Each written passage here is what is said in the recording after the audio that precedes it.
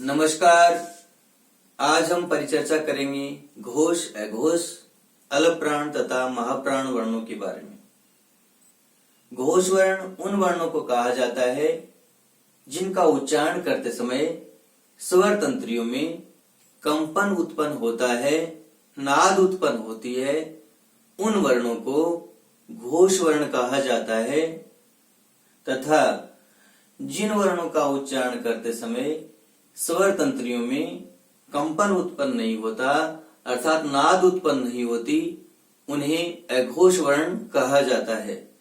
स्वर तंत्री से तात्पर्य वह स्थान, गले का वह स्थान जहां से नाद उत्पन्न होती है, ध्वनि उत्पन्न होती है और उनमें जब कंपन होता है तो उन वर्णों को घोष वर्ण कहा जाता है।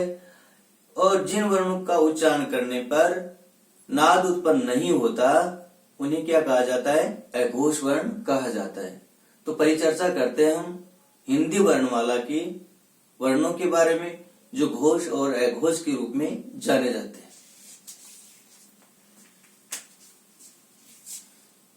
ये हिंदी वर्णमाला है, इसका हम वर्गीकरण करते हैं।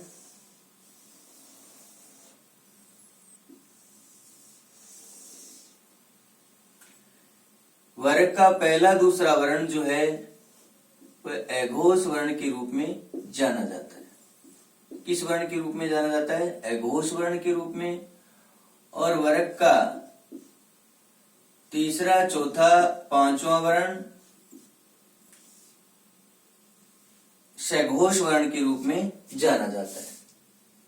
विस्तार से जानते हैं कि प्रत्येक वर्ग का पहला, दूसरा और श, श, श ये सभी अघोष वर्ण कहलाते हैं। प्रत्येक वर्ग का तीसरा, चौथा, पांचवा वर्ण य, र, ल, व तथा है ये सभी किस रूप में जाने जाते हैं? सघोष यानी घोष वर्ण के रूप में जाने जाते हैं। और सभी स्वर किस में आते हैं? घोष में आते हैं। जितने स्वर हैं वे सभी भी किस में आते हैं? घोष वर्ण के रूप में जाने जाते हैं। उच्चारण के रूप में हम देखते हैं कि इन वर्णों को घोष और अघोष क्यों कहा जाता है, क्या वास्तव में नाद उत्पन्न होता है या नहीं होता है। स्वर तंत्रियों में कंपन उत्पन्न होता है, उन्हें सघोष या घोष वर्ण कहा जाता है। वर्ग का पहला और दूसरा वर्ण क, ख, च, छ, ट, ठ, त, थ, प, फ, श, श, श इन वर्णों का जब हमने उच्चारण किया तो स्पष्ट हुआ कि स्वर तंत्रियों में कोई हलचल नहीं होती। क, ख, च, छ, त, थ, प, फ, श, श, श अर्थात जब स्वर तंत्रियों में कंपन उत्पन्न नहीं होता है और ध्वनि गले के ऊपर से ही उच्चरित होती है तो उन वर्णों को क्या कहा जाता है? अघोष वर्ण कहा जाता है। घोष वर्ण ग, घ, ग, ज, झ, य, ड, ढ, ण, द, ध, न, ब, भ, म, य, र, ल, व, ह इन सभी वर्णों का जब हमने उच्चारण किया तो स्वर तंत्री जो अपनी है उसमें कंपन उत्पन्न होता है। य, र, ल, व, ह तो स्पष्ट होता है कि घोष वर्णों का जब हम उच्चारण करते हैं तो स्वर तंत्रियों में नाद उत्पन्न होती है, कंपन उत्पन्न होती है। उस कंपन को ही क्या कहा जाता है? उस नाद को ही क्या कहा जाता है? घोष कहा जाता है। इसके बाद में हम जानते हैं अलप्राण और महाप्राण वर्णों के बारे में। अलप्राण वर्ण कौन से होते हैं, महाप्राण वर्ण कौन से होते हैं? तो प्रत्येक वर्ग का पहला, तीसरा और पांचवा वर्ण अलप्राण होता है। अंतस्थ वर्ण यानी य, र, ल, व ये भी अलप्राण के रूप में जाने जाते हैं। और प्रत्येक वर्ग का चौथा, दूसरा और चौथा वर्ण महाप्राण के रूप में जाने जाते हैं। शेष श, श, है। ये ऊष्म वर्ण जो है ये भी महाप्राण के रूप में जाने जाते हैं। प्रश्न ये है कि अल्प प्राण किन्हें कहा जाता है? अल्प का मतलब थोड़ा, प्राण मानी श्वास वायु। तो जिन वर्णों का उच्चारण करने में कम श्वास वायु काम में ली जाती है, अर्थात जिन वर्णों का उच्चारण निम्नता से किया जाता है, जिनके उच्चारण में श्वास वायु कम काम में ली जाती है, उन्हें अल्प प्राण वर्ण कहा जाता है। तो शब्द से स्पष्ट हो गया, अल्प प्राण यानी कम श्वास वायु, प्राण वायु काम में लेना। महाप्राण, महामानी अधिक, अर्थात जिन वर्णों का उच्चारण करते समय श्वास वायु अधिक काम में लेते हैं, जिन वर्णों का उच्चारण उच्चता से किया जाता है, उच्चारण करने में अधिक प्राणवायु काम में लेते हैं, उन्हें महाप्राण वर्ण कहा जाता है। तो प्रत्येक वर्ग का पहला, तीसरा, पांचवा वर्ण य, र, ल, व ये सभी अल्प प्राण वर्ण होते हैं और प्रत्येक वर्ग का दूसरा, चौथा वर्ण तथा ऊष्म श, श है, ये महाप्राण वर्ण होते हैं। यहाँ अंग्रेजी वर्णमाला है, वह इन वर्णों को बहुत अच्छे से स्पष्ट करती है कि अल्प प्राण क्यों है और महाप्राण क्यों है। तो उसके बारे में थोड़ा जानते हैं। तो हिंदी वर्णमाला के जो वर्ण है उनका हम अंग्रेजी रूपांतरण करते हैं। के, ख का K H, G, G H, N,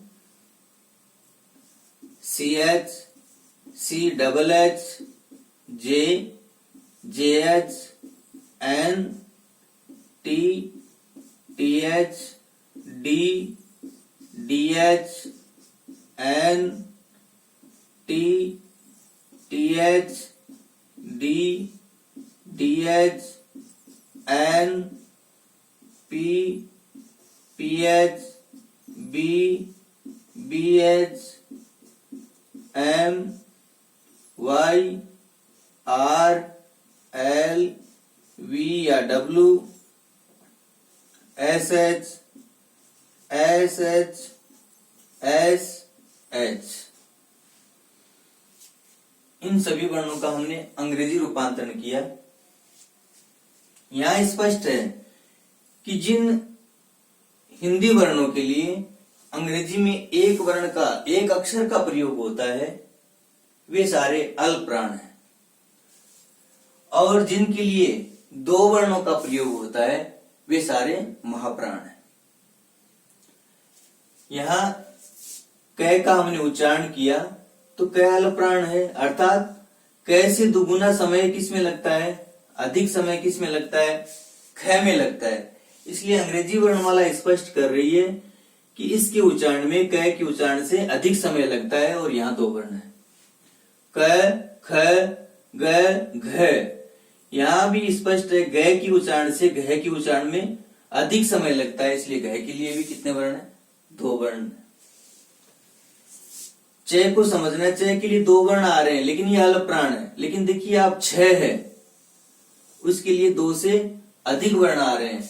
इसका मतलब च से दुगुना समय या च से अधिक समय जो किस में लगता है, छ की उच्चारण में लगता है, इसलिए छ क्या हो गया, महाप्राण हो गया, च है अल्प प्राण। और ध्यान इन दो वर्णों पे देना है, जो दंत्य सकार है और है, इनके लिए एक ही वर्ण आ रहा है लेकिन ये दोनों ही क्या है, महाप्राण वर्ण। तो तीन वर्णों को हमें ध्यान रखना है, एक तो च, स और है। च दो वर्ण आने पर भी क्या है, ये अल्प प्राण है, और श और है एक एक वर्ण आने पर भी ये महाप्राण है। और किसी भी वर्ण का हम जब अंग्रेजी बनाएंगे तो अगर एक वर्ण का प्रयोग होता है तो वो अल्प प्राण होगा, और एक से अधिक वर्णों का प्रयोग होता है तो वो क्या होंगे, महाप्राण वर्ण होंगे। उच्चारण करके देखते हैं हम, क, ख, ग, घ, ग, च, छ, ज झ ञ ट ठ ड ढ ण त थ द ध न प फ ब भ म य र ल व श श स ह। अर्थात उच्चारण से भी स्पष्ट हुआ कि जो महाप्राण ध्वनि है उनमें अधिक समय लग रहा है और जो अलप्राण ध्वनि है उनमें कम श्वास वायु काम में ली जा रही है।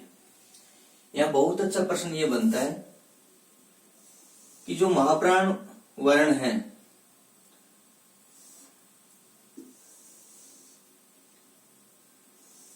महाप्राण वर्ण का जब हम उच्चारण करते हैं तो उनके अंत्य जो वर्ण है उस अंत्य वर्ण में अंत्य हकार का उच्चारण होता है। यानी इन महाप्राण वर्णों का उच्चारण करते समय अंत्य हकार का वर्ण उच्चारण होता है। अंत्य हकार से तात्पर्य इन वर्णों का जब हम उच्चारण करते हैं तो है कि ध्वनि उच्चारित होती है।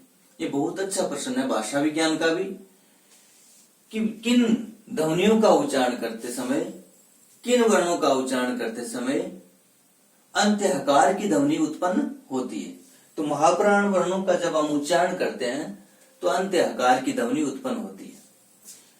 उच्चारण करके देखते हैं हम घ झ ढ ध भ ये महाप्राण वर्ण है।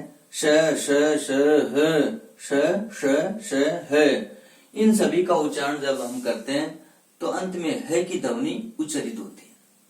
तो ये सभी महाप्राण वर्ण है। इसके बारे में आगे परिचर्चा करते हैं कि जो अल्प प्राण वर्ण है उन वर्णों का जब हम उच्चारण करते हैं तो अंत्य हकार की ध्वनि उत्पन्न होती नहीं है। करके देखते हैं क च ट त प उच्चारण स्पष्ट हो रहा है और क और ख के उच्चारण में भिन्नता नजर आएगी आपको। क ख देखो है की ध्वनि आ रही क ख च छ ट ठ त थ प फ ग घ ज झ ड ढ द ध ब भ। तो अंत्य हकार आ रहा है महाप्राण वर्णों के अंत में। चर्चा करते हैं अभ्यास प्रश्नों की। अंत्य हकार की ध्वनि किन वर्णों के साथ उत्पन्न होती है? तो महाप्राण वर्णों के साथ। ये उत्तर हो गया इसका। महाप्राण वर्ण कौन से हो गए? प्रत्येक वर्ग का दूसरा चौथा वर्ण और ऊष्म वर्ण। जितने ऊष्म वर्ण है श श स है। प्रश्न नंबर 2, जिन वर्णों के उच्चारण में स्वर तंत्रियों में कंपन उत्पन्न होता है उन्हें कहा जाता है। तो स्वर तंत्रियों में कंपन उत्पन्न होता है उन वर्णों को कहा जाता है घोष वर्ण कहा जाता है।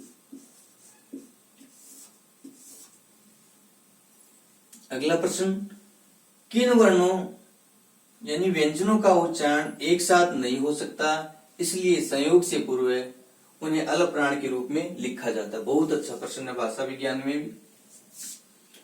ये जो वर्ण है वो महाप्राण यानी महाप्राण वर्ण है, उनको हम एक साथ में दो वर्णों को नहीं रख सकते।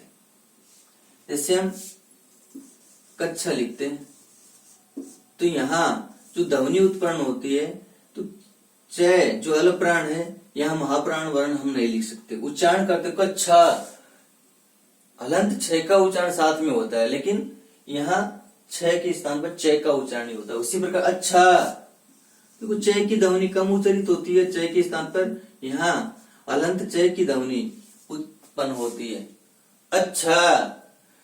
तो यहाँ स्पष्ट हुआ कि दो व्यंजनों का उच्चारण एक साथ नहीं होता। वे कौन से व्यंजन है? तो वे महाप्राण व्यंजन हो गए जिनको हम एक साथ में नहीं लिखते, जबकि अलप्राण व्यंजनों को हम एक साथ में लिखते हैं। जैसे उज्ज्वल, देखिए तत्व, ये दोनों अलप्राण वर्ण है। अगला प्रश्न, किस व्यंजन का उच्चारण स्वर के समान होने के कारण उसे स्वर यंत्री कहा जाता है, यानी स्वर यंत्री कहा जाता है। किस व्यंजन का उच्चारण स्वर के समान होने पर उसे स्वर यंत्री कहा जाता है, यानी स्वर के समान उच्चरित होने वाला वर्ण, तो वो कौन सा हो गया? है हो गया। ये अच्छा प्रश्न। अगला निर्देश है घोष तथा अघोष बताना है। तो घोष और अघोष, तो पहले हमें ये ध्यान रखना है कि अगर हम घोष या अघोष वर्णों का उत्तर देते हैं तो हमारे दिमाग में अघोष की बात आती, तो वर्ग का पहला दूसरा वर्ण और श तीनों ही आ गए, तो वे सारे के सारे कौन से होते हैं? अघोष। तो ये वर्ग का पहला वर्ण है, इसका मतलब कौन सा हो गया? ये अघोष हो गया। टैट है, ये दूसरा वर्ण है, ये भी अघोष हो गया। पैप है, ये दूसरा वर्ण है, इसलिए ये भी क्या हो गया? अघोष हो गया। और शय चाहे कोई भी हो, मूर्धन्य हो, दंत्य हो, तालव्य हो, तीनों में से कोई भी शय आता है तो वह अघोष ही होगा। अब पहले दूसरे और शय को छोड़ करके शेष जितने हैं, चाहे वो स्वर हो चाहे व्यंजन हो, वो सारे के सारे किस में आते हैं? घोष में आते हैं। तो है जो पहले दूसरे और शय के साथ प्रयुक्त नहीं होता, इसलिए क्या हो गया? ये भी घोष वर्ण हो गया। ये भी पहले दूसरे और शय में नहीं आता, इसलिए ये भी क्या हो गया? घोष हो गया। घ, ये भी पहले दूसरे वर्ण और शय में नहीं आता, इसलिए ये भी क्या हो गया? घोष वर्ण हो गया। भय, ये भी किसी भी वर्ग का पहला दूसरा वर्ण नहीं है, नहीं शय के अंतर्गत है, इसलिए ये भी क्या हो गया? घोष वर्ण हो गया। तो घोष और अघोष का उत्तर देते समय हमें सिर्फ याद किसको रखना है? अघोष वर्णों को रखना है। अघोष में पहला दूसरा और शय आते हैं। फिर है अल्पप्राण और महाप्राण बताओ। तय अंग्रेजी बनाते हैं, टी आता है, और जिसके लिए एक वर्ण का प्रयोग होता है अंग्रेजी में वह अल्पप्राण होता है, तो ये अल्पप्राण हो गया। ध अंग्रेजी बनाते हैं, डीएच आ गया, दो वर्ण आ रहे हैं इसलिए क्या हो गया? महाप्राण हो गया। भय, बीएच आता है, इसका मतलब ये भी महाप्राण हो गया। बै, एक वर्ण आता है, इसलिए ये क्या हो गया? अल्पप्राण हो गया। गण, एन आता है, एक वर्ण है, अल्पप्राण हो गया। च, CH, दो वर्ण आते हैं, लेकिन च के साथ में छ, उसके दो से अधिक वर्ण तीन आते हैं, इसलिए च को हमें ध्यान रखना है, ये क्या हो गया? अल्पप्राण हो गया। श, एक वर्ण आता है, लेकिन ये क्या है? महाप्राण है। एच है, एक वर्ण आ रहा है, ये भी क्या हो गया? महाप्राण हो गया। हमें तीन ही वर्णों का ध्यान रखना है, च, स और है का। च के साथ दो वर्ण आने पर भी अल्पप्राण हो रहा है, और स के साथ एक वर्ण और है के साथ एक वर्ण आने पर भी ये महाप्राण हो रहे हैं। शेष जितने वर्ण हैं उनका हम अंग्रेजी बनाएंगे तो सीधा स्पष्ट होता है कि जिन वर्णों के लिए अंग्रेजी में एक अक्षर का प्रयोग होता है, एक वर्ण का प्रयोग होता है, उन्हें क्या कहा जाता है? अल्पप्राण। और एक से अधिक वर्णों का प्रयोग होता है अंग्रेजी में, वे क्या होते हैं? सारे के सारे महाप्राण ध्वनि होते हैं। तो अंग्रेजी वर्णमाला यहाँ बहुत अच्छे से स्पष्ट करती है। तो आज हमने जाना घोष तथा अघोष, अल्पप्राण तथा महाप्राण वर्णों के बारे में। अगला बिंदु लेकर के आपके सामने अगली कक्षा में पुनः हाजिर होंगे। सत्यमेव जयते। धन्यवाद।